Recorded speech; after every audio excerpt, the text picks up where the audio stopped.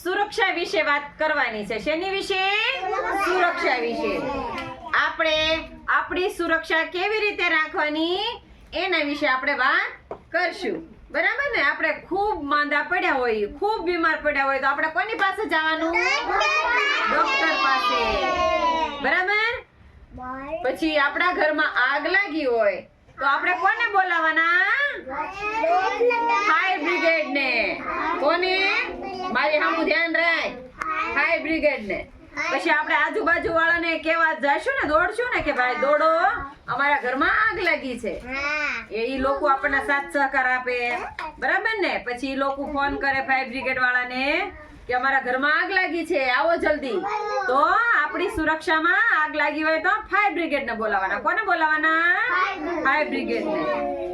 પછી ખૂબ મારામારી થઈ હોય તો આપણે કોની પાસે જવાનું?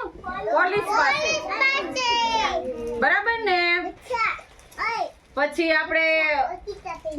આપણી શેરીમાં ગુંડા આવ્યા હોય, ચોર આવ્યા હોય તો આપણે કોની પાસે જવાનું? પોલીસ પાસે.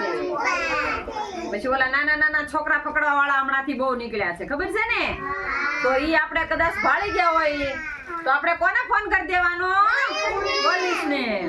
પોલીસને ફોન કરીએ ને તો એવી રીતે આપણી સુરક્ષા થાય.